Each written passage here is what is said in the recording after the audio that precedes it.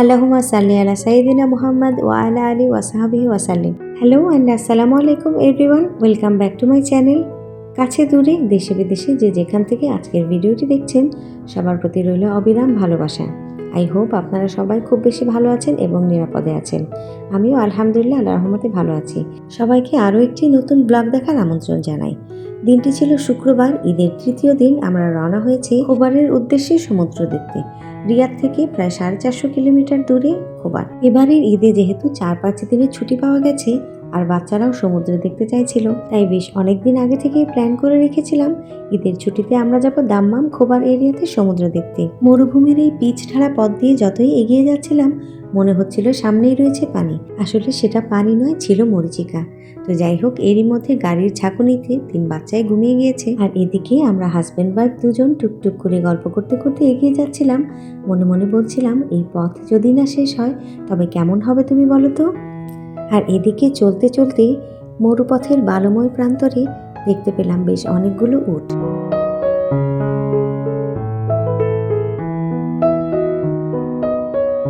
আমরা বাসা থেকে বের হয়েছিলাম দুপুর 1:30টার দিকে। আহিয়ান আর তার বাবা জুমা নামাজ আদায় করে আসার পর প্রায় 4 ঘন্টা জার্নির পর 5:15টার দিকে আমরা পৌঁছে গেছি দাম্মাম শহরে।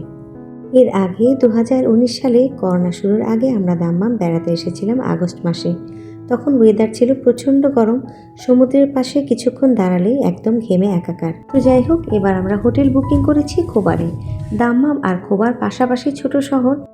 পুরো এরিয়াটা ঘুরে দেখতে সময় লাগে 1.5 থেকে 2 ঘন্টার মতো।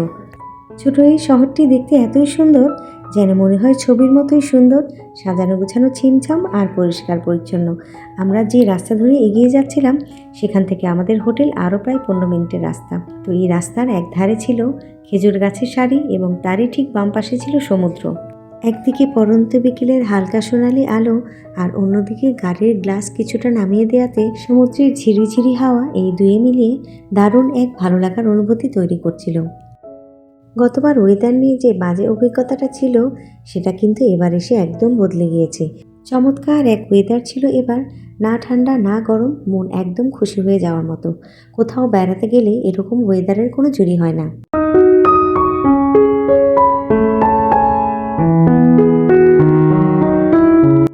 সেবার করোনার আগে আমরা যখন এসেছিলাম আমরা ছিলাম 3 জনের পরিবার, আমি, আমার হাজব্যান্ড এবং আহিয়ান, মানে আনসারা আমায়রা তখনও পৃথিবীতে আসেনি। সমুদ্র দেখতে যাব এ কথা মনে হলেই এক ধরনের অন্যরকম ভালো লাগা কাজ করে। আমাদের দেশের কক্সবাজারের সমুদ্র সৈকতের সাথে আসলে অন্য কোনো দেশের সমুদ্র সৈকতের তুলনাই চলে না। খুব মিস করি বাংলাদেশের কক্সবাজারের সমুদ্র সৈকত, যেটা আমার অন্যতম প্রিয় একটা ভ্রমণের জায়গা। তো যাই হোক, আমার হাজব্যান্ড বরাবরই একটু ঘরকোনো স্বভাবে। কোথাও যেতে হলে তার 1000টা বায়না চলে আসে সামনে, যদি না গিয়ে পারা যায় এরকম একটা অজুহাত সে সামনে দাঁড় করে প্রতিবারই। তো যাই হোক, আমি নাছোড়বান্ধা বেশ আগে থেকেই প্ল্যান করে রেখেছি আর বাচ্চাদেরও বলে রেখেছিলাম। এরই মধ্যে বাচ্চারাও স্বপ্ন দেখতে শুরু করেছে আর তাই বেচারা হাজব্যান্ডকে একরকম জোর জবরদস্তি করে আজকে নিয়ে এসেছি। বাচ্চাদের ইট কাঠের 4 দেয়ালে বন্দি সাদামাটা জীবনে একটু আনন্দ যোগ করতে, তাই আমার আজকের এই ছোট্ট প্রয়াস। ব্যস্ততম জীবনে 1000টা কাজের ভিড়ে বাচ্চাদের কয়টা আবদার আর ইচ্ছে আমরা পূরণ করতে পারি বলুন। তাই ওদের একটা দুটো ইচ্ছেকে পূরণ করে নিতে হয়। আর এরই সাথে আমাদের বড়দেরও জীবনের একঘেয়েমি দূর করতে এ জাতীয় 1 দিন 2 দিনের কাছের ট্যুরে কোনো বিকল্প হয় না জানেন, যাকে মাইন্ড রিফ্রেশিং ট্যুরও বলতে পারেন। তো যাই হোক, এরই মধ্যে গল্প করতে করতে চলে এসেছি হোটেলে। তো যাই হোক, আমরা যে হোটেলে উঠেছিলাম সেটা ছিল একটা 5 স্টার হোটেল, এর নাম ছিল সেন্ট্রো কর্নিশ। আমার হাজব্যান্ড জাস্ট সকালে এটা বুক করেছে। আসলে আমাদের সাথে আমাদের এক বন্ধুর ফ্যামিলি আসার কথা ছিল, কিন্তু শেষ মুহূর্তে কাজ পড়ে যাওয়ায় ওরা আর আসতে পারেনি। আর আমরাও এই করছি, আসলে ঈদের ব্যস্ততায় হোটেল বুক করতে ভুলেই গিয়েছিলাম। তো এনিওয়ে, একে তো ছিল ঈদের ছুটির দিন, তার উপর ফ্রাইডে। তো সব মিলিয়ে হোটেলের রেটটাও ছিল কিছুটা বেশি।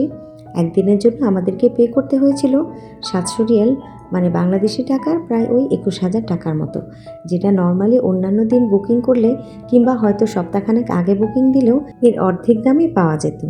তো এই তো চলে এসেছি হোটেলের ভেতরে।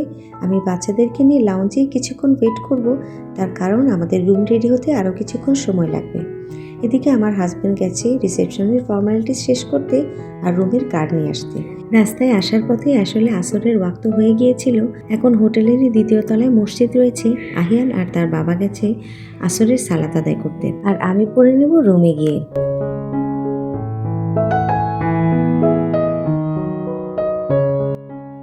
তো যাই হোক, এখন আমরা চলে যাব আমাদের হোটেলের রুমে। এই হোটেলটা নেয়ার পেছনে বেশ অনেকগুলো রিজন ছিল। এই হোটেলটা আমরা booking.com-এর মাধ্যমে বুক করেছিলাম। যে কোনো হোটেল বুক করার আগে আমরা অবশ্যই রিভিউটা দেখে নেই। এই হোটেলের রেটিংও ছিল বেশ ভালো, আর এখানে সুইমিং পুলও রয়েছে। আহিয়ানের প্রথম রিকোয়ারমেন্ট ছিল আমরা এমন হোটেলে উঠবো যাতে সুইমিং পুল আছে। আর এই হোটেলটা হলো বিচের একদম কাছে। এখান থেকে বিচ প্রায় 5 মিনিটের রাস্তা।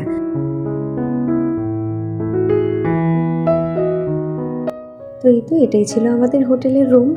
আমাদের এক রাত্রি থাকার জন্য এই রুমটা যথেষ্ট কমফোর্টেবল ছিল। তো পুরো রুমটা আপনাদেরকে একটু দেখিয়ে দিই। তো যাই হোক, এরই মধ্যে আমাদের এবং বাচ্চাদেরও ভীষণ ক্ষুধা পেয়ে গিয়েছিল। তো রুমে ঢুকেই প্রথমে আমি আসরের নামাজ আদায় করে নিয়েছিলাম। ফ্রেশ হয়ে খাওয়া দাওয়া করে চলে যাব রুফটপে।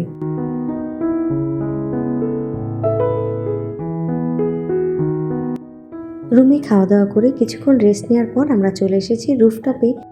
এই হোটেলের অন্যতম প্রধান আকর্ষণ হলো এর রুফটপ। এখানে রয়েছে সুইমিং পুল, ক্যাফেটেরিয়া। এছাড়াও এই রুফটপে বসে পুরো সি বিচের এরিয়া, দাম্মাম, খোবার, পুরো শহরের ওভারভিউ এক নজরে দেখে নেওয়া যায়। তো এখানে এসে আসলে মনটা একদম ভালো হয়ে গিয়েছিল।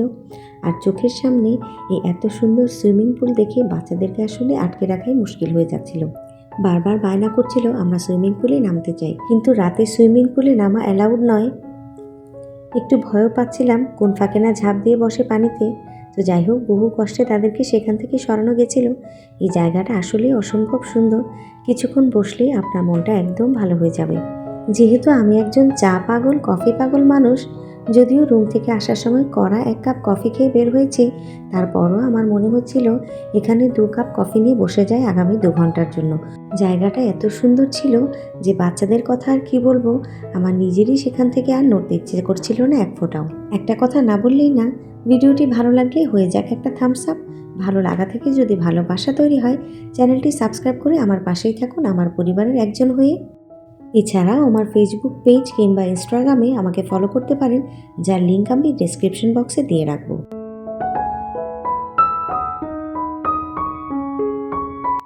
তো যাই হোক, এত সুন্দর জায়গায় মাত্র একদিনের জন্য ঘুরতে এসেছি, এটা ভাবতেই আমার মনটা খারাপ হয়ে যাচ্ছিল।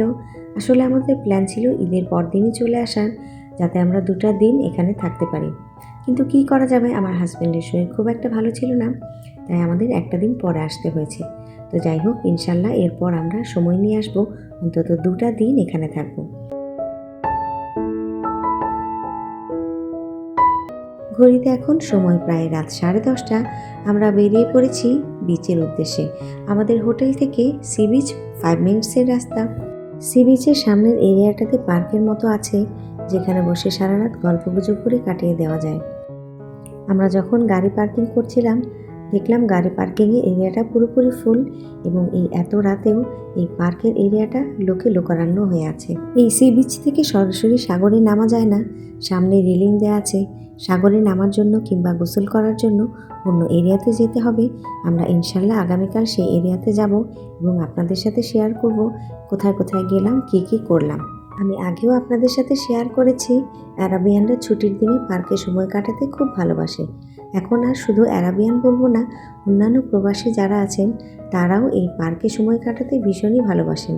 পার্কের এই পুরো এরিয়াতে বাচ্চাদের জন্য বেশ অনেকগুলো খেলার জায়গা রয়েছে, যেখানে বাচ্চারা খুব মজা করে খেলাধুলা করছিল। আর তারই পাশে বাবা মারা বসে সারা রাত গল্প গুজব, আড্ডা, খাওয়া দাওয়া করে সময় পার করছিল।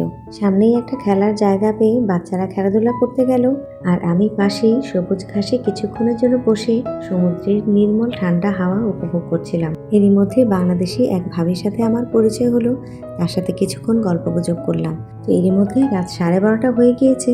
কথাবার্তার এক পর্যায়ে ওই ভাবিকে আমি জিজ্ঞেস করলাম, আপনারা বাসায় যাবেন কখন? তখন বললেন ওনাদের কিছুটা দেরি হবে। এই পার্কগুলো সাধারণত সারা রাতে ওপেন থাকে। অনেকেই দেখা যায় সারা রাত গল্পগুজব করে ভোরের আজান হওয়া পর্যন্ত অপেক্ষা করেন। এরপর ফজরের নামাজ আদায় করে যে যার বাড়িতে গিয়ে তারপর ঘুমান। তো যাই হোক, আমার আজকের প্রথম দিনের ভিডিও এই পর্যন্তই। কালকে আমরা কোথায় কোথায় যাব, কি করব সেটাও আপনাদের সাথে শেয়ার করব ইনশাল্লাহ আমার পরের ভিডিওতে। আজকে এই পর্যন্তই। আমি আসমা আপনাদের কাছ থেকে বিদায় নিয়ে নিচ্ছি। ভিডিওটি ভালো লাগলে একটি লাইক করবেন, আমার চ্যানেলটি সাবস্ক্রাইব করার অনুরোধ রইল। খুব শীঘ্রই দেখা হবে পরের ব্লগে। ততক্ষণ পর্যন্ত আপনারা সবাই খুব বেশি ভালো থাকবেন। আসসালামু আলাইকুম। আল্লাহ হাফেজ সবাইকে।